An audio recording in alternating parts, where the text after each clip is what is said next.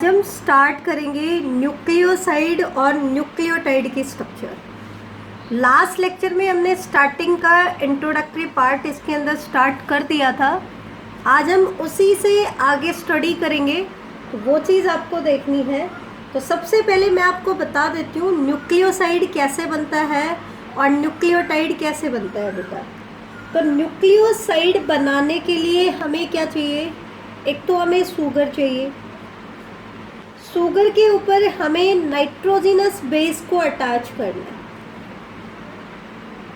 Sugar के ऊपर हमें किसको अटैच करना है? नाइट्रोजिनस बेस को।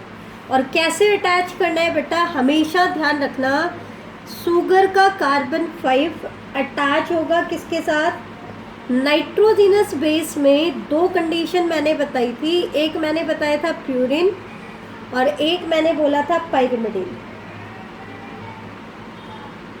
तो प्यूरिन की अगर हम बात करें तो प्यूरिन में नाइट्रोजन 9 और पाइरिमिडीन की अगर न्यू नेमिंग सिस्टम की अगर हम बात करें तो नाइट्रोजन फर्स्ट। कौन सा नाइट्रोजन बेटा? Nitrogen first. ठीक है, ये चीज़ आप ध्यान देना। और शुगर और नाइट्रोजिनस बेस के बीच में जो लिंकेज बनेगी ना बेटा, इससे वो किस लिंकेज से ज्वाइंट होंगे? वो लिंकेज होगी एन ग्लाइकोसाइडिक लिंकेज। कौन सी लिंकेज होगी? N glycosidic linkage. ठीक है, ये चीज़ ध्यान रखना, इंपॉर्टेंट है। पहले मैं एनसीईआरटी का पार्ट बता रही हूँ, अच्छे से आप लोग ध्यान से देखो। मैंने क्या कहा? न्यूक्लियोसाइड कैसे बनाया जाता है? शुगर के ऊपर हम नाइट्रोजिनस बेस को अटैच करेंगे। कैसे बेटा? कार्बन 5 नहीं भाई, कार्बन फर्स्ट, सॉरी। ठीक है, शुगर का कार्बन फर्स्ट नाइट्रोजिनस बेस के साथ कनेक्ट होगा। दोबारा से मैं बोल रही हूँ, carbon first of sugar, not fifth. Fifth पे फॉस्फेट ग्रुप अटैच होता है बेटा, ध्यान रखना। तो कार्बन फर्स्ट ऑफ शुगर के ऊपर आपका नाइट्रोजिनस बेस कनेक्ट होगा। कैसे? अगर प्यूरिन है तो उसका नाइट्रोजन 9 कनेक्ट होगा और पाइरिमिडीन है तो नाइट्रोजन फर्स्ट कनेक्ट होगा। ठीक है, और शुगर नाइट्रोजिनस बेस के साथ किस लिंकेज से अटैच होता है? एन ग्लाइकोसाइडिक लिंकेज से। तो अगर हम इसकी सिंबॉलिक रिप्रेजेंटेशन देखें तो सिंबॉलिक रिप्रेजेंटेशन में हम क्या बनाएंगे? शुगर की सिंबॉलिक रिप्रेजेंटेशन हमने क्या बनाई थी? ऐसे हमने शुगर को रिप्रेजेंट किया था, CH2OH। ये इसकी फर्स्ट पोजीशन है, सेकंड, थर्ड, फोर्थ और फिफ्थ पोजीशन। ठीक है, हमने क्या कहा? नाइट्रोजिनस बेस को शुगर की फर्स्ट पोजीशन पे अटैच करना है। अगर आपका नाइट्रोजिनस बेस प्यूरिन है तो ऐसे अटैच करोगे, पाइरिमिडीन होगा तो स्क्वायर आप लोग दिखाओगे। ये हम मेंशन कर चुके हैं। अगर पाइरिमिडीन होगा तो आप कैसे दिखाओगे? शुगर की फर्स्ट पोजीशन ही होगी हमेशा।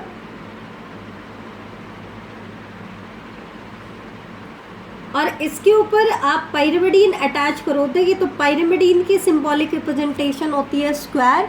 तो इस तरीके की सिंबॉलिक रिप्रेजेंटेशन आप दोगे।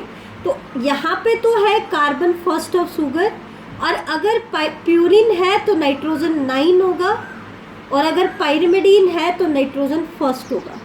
और ये जो लिंकेज इनके बीच में बन रही है, ये लिंकेज क्या कहलाएगी? N glycosidic linkage.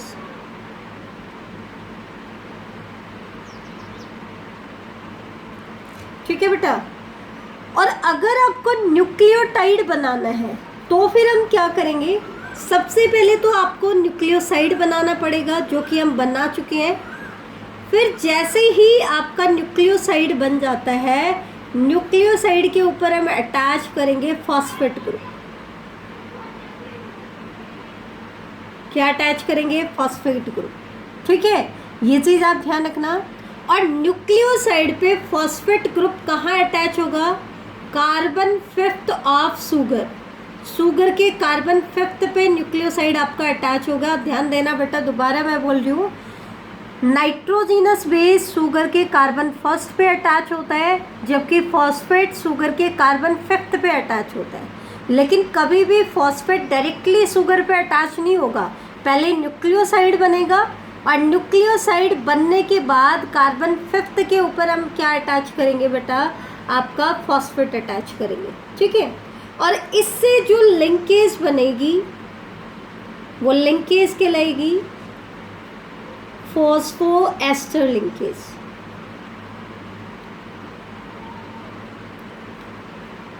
I am repeating it, ध्यान से पढ़ो। शुगर के ऊपर नाइट्रोजनस बेस कनेक्ट किया है तो linkage I N glycosidic linkage, और न्यूक्लियोसाइड पे फॉस्फेट अटैच कर रहे हैं तो लिंकेज कौन सी आई, फॉस्फोएस्टर लिंकेज। ठीक है, तो कैसे बनाया, सबसे पहले तो हमारे पास क्या था बेटा, न्यूक्लियोसाइड था, तो सबसे पहले तो आपको न्यूक्लियोसाइड की स्ट्रक्चर बनानी है। ठीक है, फिर यहाँ पे आपका CH2OH ग्रुप है और यहाँ पे आपका नाइट्रोजनस बेस हम अटैच कर चुके हैं, तो ये आपका न्यूक्लियोसाइड है। तो न्यूक्लियोसाइड के 5th कार्बन पे हमें क्या अटैच करना है, फॉस्फेट। अब फॉस्फेट का फॉर्मूला क्या होता है, 3 हाइड्रोक्सिल ग्रुप अटैच होता है फॉस्फोरस से और 1 ऑक्सी ग्रुप अटैच होता है बेटा। तो इसमें एक्चुअल में क्या होता है, यहाँ पर भी वाटर का रिमूवल होता है, ये 2 हाइड्रोक्सिल ग्रुप आपस में रिएक्ट करते हैं, लेकिन सिर्फ निकलेगा क्या पीछे बेटा, वाटर। अब क्योंकि वाटर निकला है तो पीछे क्या बच जाएगी, एक ऑक्सीजन बच जाएगी। तो आपकी स्ट्रक्चर कैसी हो जाएगी, सिंबॉलिक रिप्रेजेंटेशन आपको देनी हो तो इसकी सिंबॉलिक रिप्रेजेंटेशन हम क्या देंगे बेटा, ध्यान से देखो, ये हो जाएगी इसकी सिंबॉलिक रिप्रेजेंटेशन। CH2 आपको दिखाना पड़ेगा, साथ में एक ऑक्सीजन हम दिखा रहे हैं क्योंकि वाटर निकला है, यहाँ पे 2 हाइड्रोक्सिल ग्रुप थे तो एक ऑक्सीजन पीछे रह गया। और फॉस्फेट के लिए हम सिंबल यूज़ कर रहे हैं, P लिख करके सर्कल बना रहे हैं। बेटा ध्यान रखना, अगर आपने सर्कल नहीं बनाया तो दैट मीन्स आप फॉस्फोरस दिखा रहे हो। हम फॉस्फोरस नहीं दिखा रहे हैं, फॉस्फेट दिखा रहे हैं, तो P को सर्कल के अंदर आपको लेना है। ये मैंने क्यों बनाया इसका फॉस्फेट का पूरा, अदरवाइज आपको ये ऑक्सीजन समझ में नहीं आता कि ये ऑक्सीजन कहाँ से आए।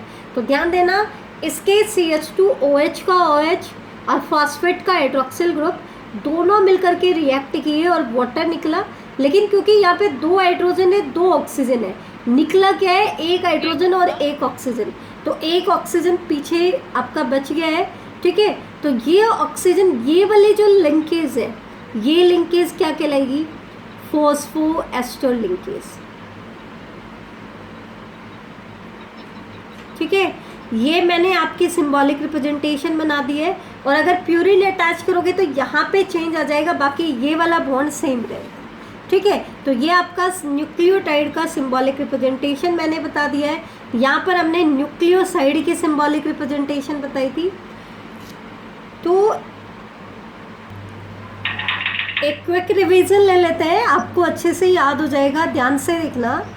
सबसे पहले क्या बनता है, सबसे पहले शुगर के ऊपर नाइट्रोजनस बेस अटैच होता है बेटा, और शुगर पे नाइट्रोजनस बेस कहाँ अटैच होगा, कार्बन फर्स्ट पे, और कौन सी लिंकेज से अटैच होगा, ये लिंकेज होगी एन ग्लाइकोसाइडिक लिंकेज,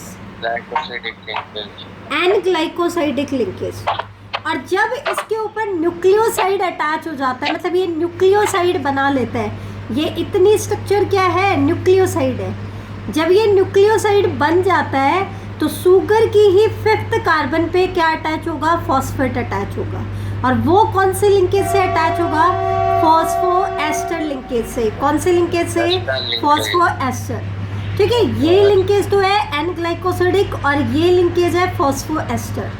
क्लियर है बेटा, तो ये तो था न्यूक्लियोसाइड और न्यूक्लियोटाइड का आपका NCERT का पार्ट।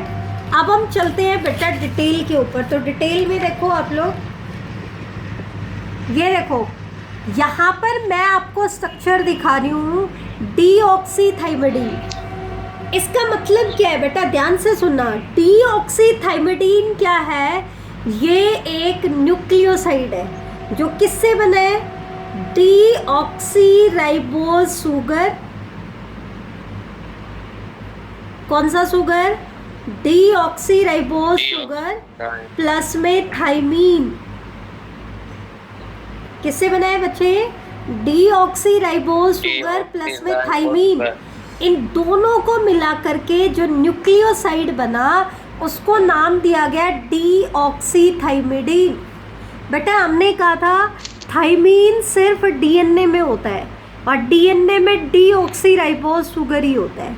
तो इसका मतलब थाइमीन से हम न्यूक्लियोसाइड सिर्फ कौन सा बना सकते हैं, डीऑक्सीथाइमिडीन। तो कैसे, स्ट्रक्चर मैं अब आपको दिखा रही हूँ कैसे बनेगा, तो वो चीज़ देखो। सबसे पहले सिंपली हमने क्या कर लिया है, थाइमीन का डायग्राम बना लिया है। किसका डायग्राम बना लिया है, थाइमीन की स्ट्रक्चर मैंने बना ली है, ठीक है। थाइमीन को मैंने रिप्रेजेंट कर लिया है, और थाइमीन की फर्स्ट पोजीशन किसके साथ अटैच होनी है, शुगर के साथ। किसके साथ, शुगर के साथ। तो ये देखो, इसमें एक चीज़ ध्यान रखना, जब आप डिटेल स्ट्रक्चर बनाते हो कि जो इसके सेकंड, थर्ड और फोर्थ पोजीशन है ये किस तरफ होनी चाहिए, शुगर से अवे। तो हमने इसके डायग्राम को ऐसे टर्न कर लिया है। अब हमने फर्स्ट, सेकंड यहाँ दिखाते तो इसकी बजाय first, second, third, fourth, fifth और सिक्स्थ ऐसे हमें रिप्रेजेंट करनी है।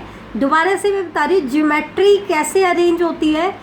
सेकंड, थर्ड और फोर्थ पोजीशन जो होती है वो शुगर से अपोजिट साइड में होती है। अब आपका शुगर है लेफ्ट हैंड में, तो ये किस तरफ चली जाएंगी, राइट हैंड में, ठीक है। तो रोटेट कर दिया है हमने डायग्राम को। तो सिंपली हमने थाइमीन की स्ट्रक्चर बनाई है। थाइमीन में मैंने क्या बताया था, फोर्थ पोजीशन पे और सेकंड पोजीशन पे ऑक्सी ग्रुप होता है, डाईऑक्सी होता है। ये क्या होता है, डाईऑक्सीथाइमिडीन, डाईऑक्सीपाइरिमिडीन होता है ये, डाईऑक्सीपाइरिमिडीन। तो सेकंड पोजीशन पे और फोर्थ पोजीशन पे ऑक्सी ग्रुप होता है, तो वो हमने रिप्रेजेंट कर दिया है। अब हमें जस्ट क्या करना है, क्योंकि लिंकेज किसके और किसके बीच में है, शुगर की फर्स्ट पोजीशन और इसकी फर्स्ट पोजीशन पे, क्योंकि ये है एक पाइरिमिडीन। तो पाइरिमिडीन का नाइट्रोजन फर्स्ट अटैच होगा बेटा, ध्यान रखना।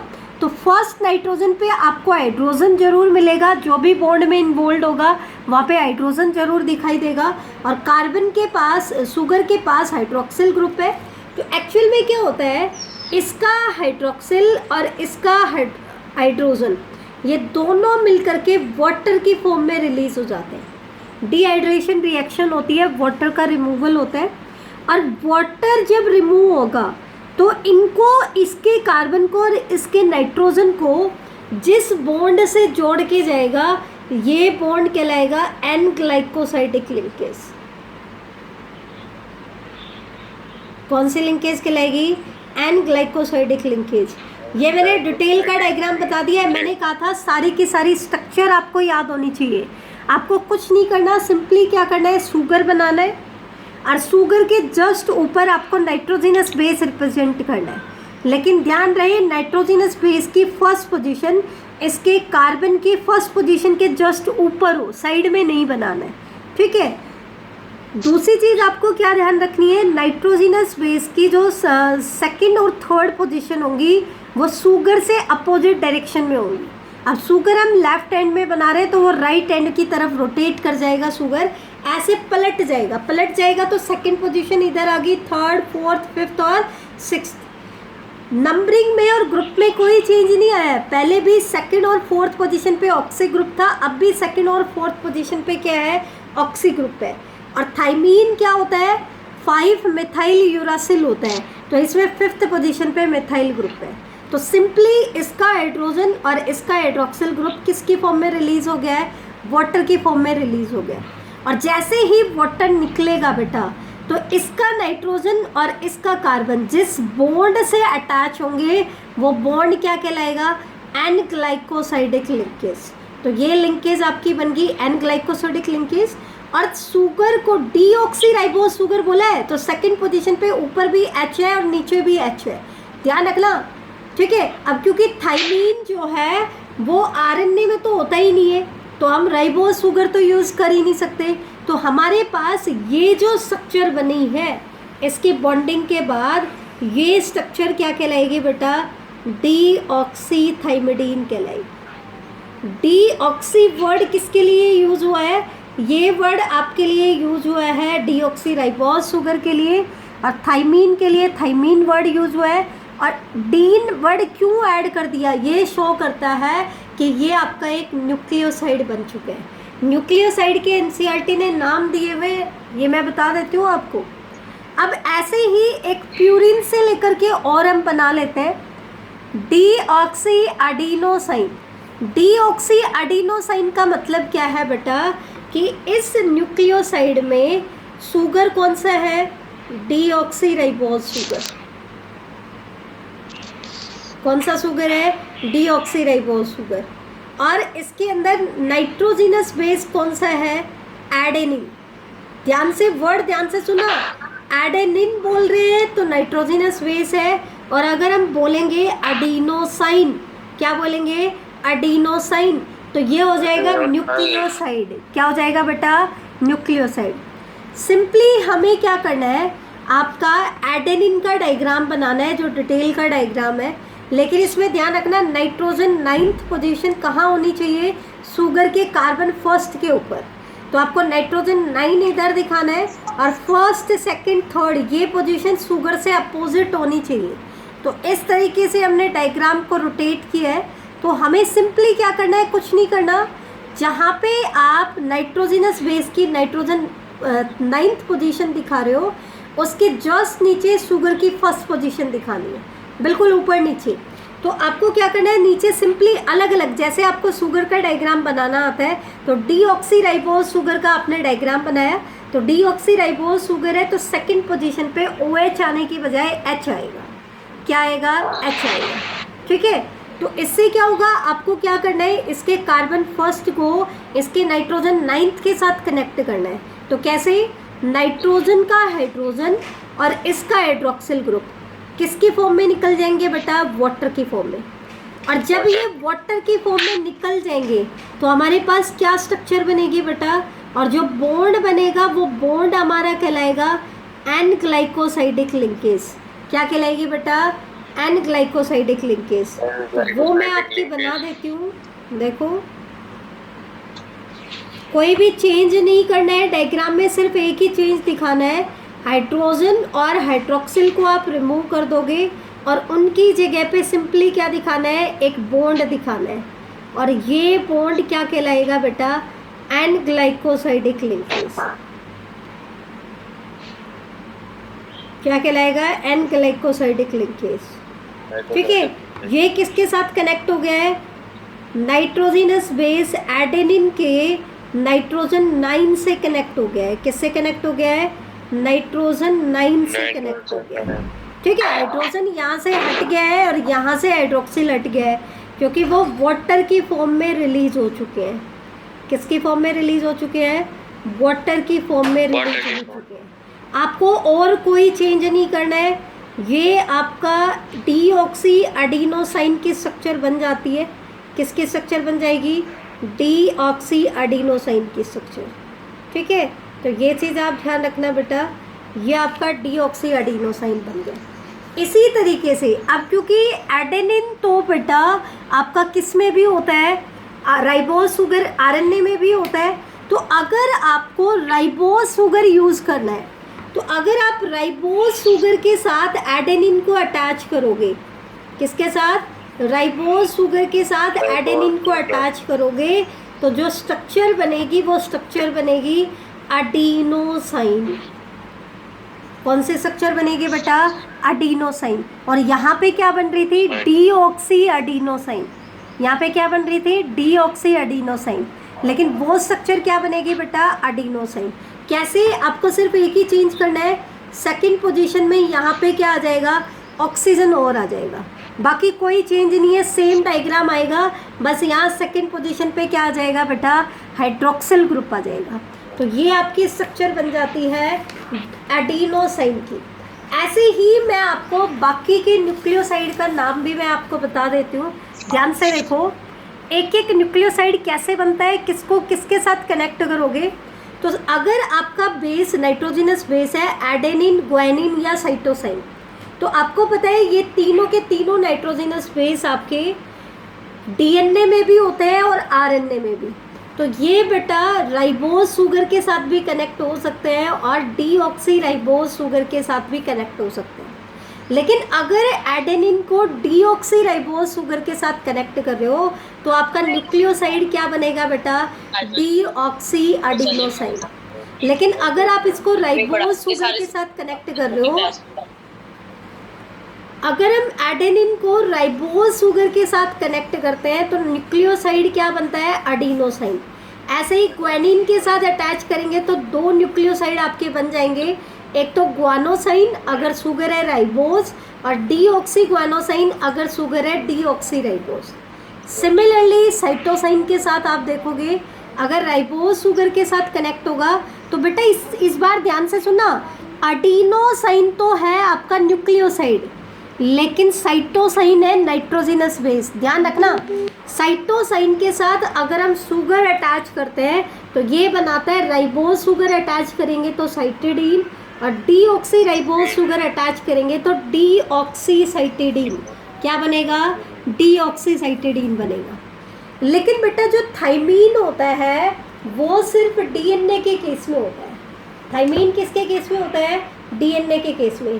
दैट मीन्स वो सिर्फ किसके साथ बाइंड कर सकता है, डीऑक्सी राइबोज शुगर के साथ बाइंड कर सकता है। किसके साथ बाइंड कर सकता है, डीऑक्सी राइबोज। तो वो कौन सा न्यूक्लियोसाइड बनाएगा, डीऑक्सीथाइमिडीन। कौन सा बनाएगा बच्चे, डीऑक्सीथाइमिडीन। सिमिलरली यूरासिल जो होता है वो सिर्फ राइबोज शुगर के साथ कनेक्ट होता है तो वो क्या डायग्राम बनाएगा बेटा, यूरिडिन। ठीक है, उसकी न्यूक्लियोसाइड का क्या नाम होगा, यूरिडिन। अब इससे रिलेटेड आपका एनसीईआरटी का फर्स्ट क्वेश्चन आता है, ये मैं सोल्व करा देती हूँ, साथ के साथ तुम भी सोल्व कर लेना। क्वेश्चन क्या है, group the following as nitrogenous base and nucleoside. इनमें से आपको बताना है कौन सा नाइट्रोजिनस बेस है और कौन सा न्यूक्लियोसाइड है। तो बताओ बेटा मेरे को, एडेनिन क्या है, एडेनिन है नाइट्रोजिनस बेस, साइटिडीन क्या है, न्यूक्लियोसाइड, थाइमीन क्या है, नाइट्रोजिनस बेस, ग्वानोसाइन क्या है, न्यूक्लियोसाइड, क्योंकि ग्वानिन होता है नाइट्रोजिनस बेस। तो यूरासिल क्या है, नाइट्रोजिनस बेस, और साइटोसाइन लेकिन क्या है, नाइट्रोजिनस बेस है, क्योंकि इसका न्यूक्लियोसाइड क्या बनता, साइटिडीन बनता। क्या बनता, साइटिडीन। ठीक है, तो ये तो था बेटा आपका न्यूक्लियोसाइड को लेकर के। न्यूक्लियोटाइड्स में हमने पढ़ा था, न्यूक्लियोटाइड बनाने के लिए हम क्या करते हैं बेटा, हम न्यूक्लियोसाइड के ऊपर फॉस्फेट ग्रुप अटैच करते हैं। कौन सा ग्रुप अटैच करते हैं, फॉस्फेट ग्रुप। ठीक है, और इससे जो लिंकेज बनती है वो कौन सी बनती है, फॉस्फोएस्टर लिंकेज। कैसे, न्यूक्लियोसाइड में शुगर का कार्बन 5th, शुगर का क्या बेटा, कार्बन 5th का हाइड्रोक्सिल ग्रुप रिएक्ट करेगा और फॉस्फेट का एक हाइड्रोक्सिल ग्रुप रिएक्ट करेगा। तो आपने सिंबॉलिक रिप्रेजेंटेशन क्या दी थी, ये हमारा न्यूक्लियोसाइड हो गया था, इसके 5th पोजीशन पर हमने क्या अटैच कर दिया, फॉस्फेट। आप ध्यान रखना इसके बीच में एनसीईआरटी ऑक्सीजन नहीं दिखा रही है, लेकिन आप दिखा दोगे तो ज़्यादा बेटर रहेगा क्योंकि ये फॉस्फोएस्टर लिंकेज बनाते हैं। डिटेल डायग्राम अगर हम इसका देखें तो देखो, इस बार ज़्यादा बड़ा डायग्राम ना हो इसके लिए मैंने क्या किया है बेटा, नाइट्रोजिनस बेस की सिंबॉलिक रिप्रेजेंटेशन ले ली है। मैं आपको डायग्राम बना के दिखाऊंगी, डीऑक्सी एडिनोसाइन मोनोफॉस्फेट।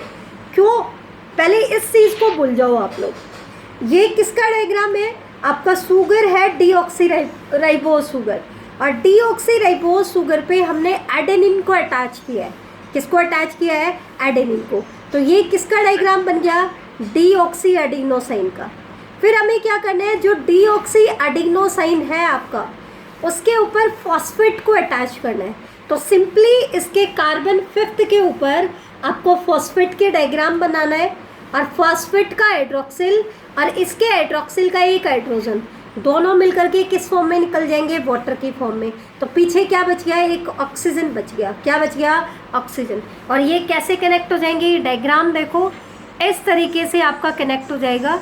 तो ये आपका शुगर है, ये आपकी है एन ग्लाइकोसिडिक लिंकेज जो कि नाइट्रोजिनस बेस के साथ अटैच होकर के इसने बनाई थी।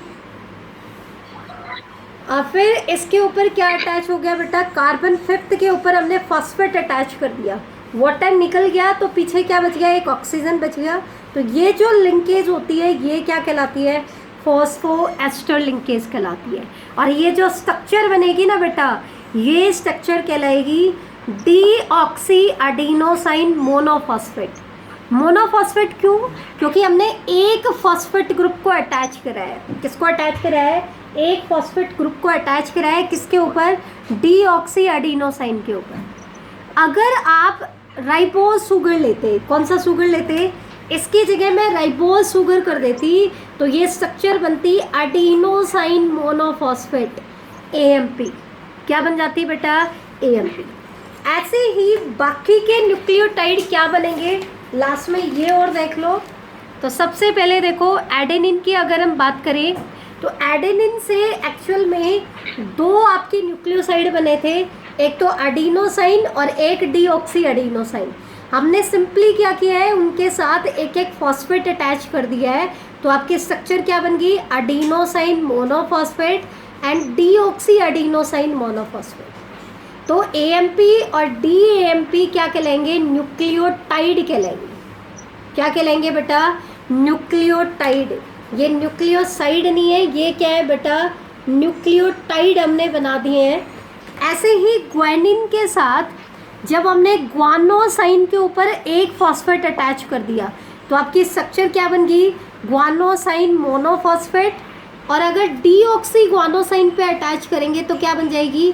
Deoxy guanosine monophosphate. ऐसे ही थाइमीन, अब क्योंकि थाइमीन तो सिर्फ डीऑक्सी राइबोज शुगर के साथ अटैच हुआ था तो इसमें आपका न्यूक्लियोटाइड बनेगा डीऑक्सी थाइमिडीन मोनोफॉस्फेट।